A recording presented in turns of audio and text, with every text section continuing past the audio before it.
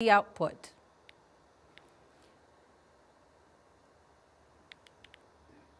Strategy 5, integrating language modalities. Integration of the 4 main language modalities, reading, writing, speaking, listening, meaning being the basic ones, is important.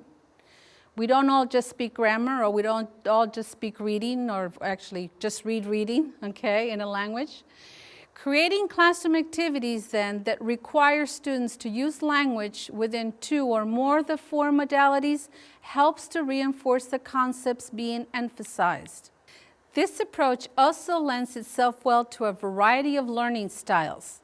Some students learn to write easier than others. Some learn to read, some learn to speak, some learn to listen better than others.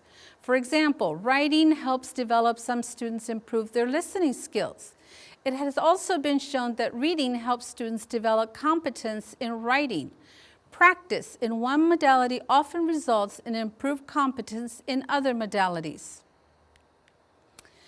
In addition, by integrating all the modalities, the teacher can be aware of how students can be using language in a variety of purposes. This is a natural way for you to assess and evaluate the students right there in the classroom. Strategy 6, contextualizing grammar. How often have we heard this? But it's true, it's very important. Research has shown consistently that grammatical structures will become internalized, and this is our aim, for them to become internalized, only if the learner uses the structures for meaningful communicative purposes. Contextualization involves meaningful language used for real communicative purposes and helps students to understand how meaning is constructed by language users, be they writing, speaking, reading, or listening, depending on the context. A number of language textbooks provide contextualized grammar exercises only after doing the practice, but then at the end, on the final tasks of the textbooks, it will become clear to the students because it's all contextualized. Strategies 7 and 8 are my favorite, and they have to do with psychological input to the teacher. What teachers do in the classroom will reflect their own beliefs and attitudes. This is far away from the textbooks, but it's important for us to bring up today. Teachers' actions in the classroom and their interaction with their learners will mirror, either implicitly or explicitly, their own beliefs about learning, their views of the world, and their attitude towards the subject and their learners. Whatever methodology or textbook teachers assert to their classrooms will be influenced by their beliefs about the learning process. So keep this in mind.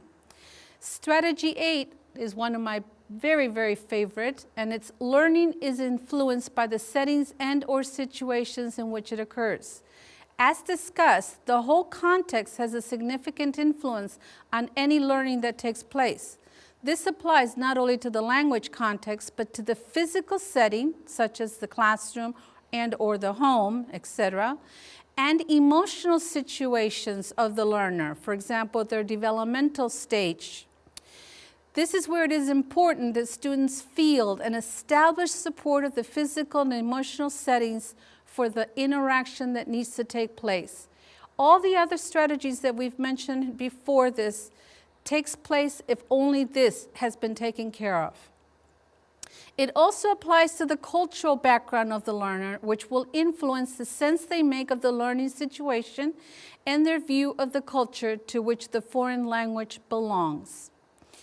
Okay, we've finished covering all the 8 strategies that are the backbone to how you should approach a textbook. The next 4 slides include pages for an EFL textbooks, which I've just told you the name of, that demonstrate some of the instructional strategies previously discussed. I would like you to carefully observe the pages of the text chosen for you and answer the questions on the instructional strategies found in each. Okay, look at this page. The question would be, state how you would use the learning phases for this task. It's pages 34 and 35. It's a full spread, and I'd like you to read it and go over the activities and answer this question. The next activity is what instructional strategies would be best represented in this task? What do you think would be the easiest part in this task for the students? Why? Question 3 is a page with a wonderful picture where I ask you to give 3 ways you would use this image and title of the unit to build background for students. Question 4, what part of this task makes the best use of maximizing output for your students? Give basis for your answers. Finally, in this page, what ways does this task contextualize the grammatical structures? And 6, what special learning technique or techniques, hint, does the task include to facilitate the learner in comprehension? Okay, the second part of a presentation will focus on learning strategies. Learners learn better if they feel in control of what they are learning. When we talked about how the learning has to be meaningful, this also has to do that they feel in control of what they are learning. For teachers, this implies the need to encourage learners to develop a sense of personal responsibility for their learning process. I know it's a very difficult thing to do, but once you achieve it, it makes a world of difference. Learning strategies are techniques that facilitate and build better understanding, retention, or increase the ability to apply new knowledge. These skills support lifelong skills that transfer to all other areas of life. As educator, our overall purpose actually is this. They are not readily visible or immediately identifiable, so they need to be taught explicitly and overtly. Maybe this is one of the reasons it's difficult, but I will give you some ideas on how to do that. Learning strategies are often classified into 3 types: metacognitive, cognitive, and social. The most commonly used strategies of the 3 types are the cognitive ones, those that involved any type of practice activity when you're in the application part, okay? The techniques that fall into this category are familiar to successful learners and are used on a regular basis by them. Cognitive strategies form the core of learning techniques.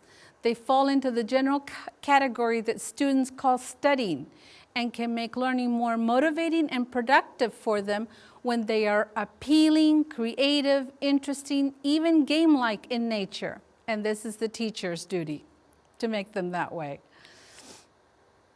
Metacognitive strategies are those that involve thinking about learning and can be divided into 2 subtypes of techniques.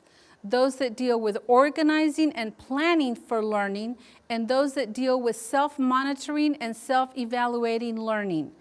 These strategies are more often used by high school students and or university students, but you could also, in the middle grade school, 5th, 6th, 7th, 8th grades, begin doing this type of metacognitive strategy techniques.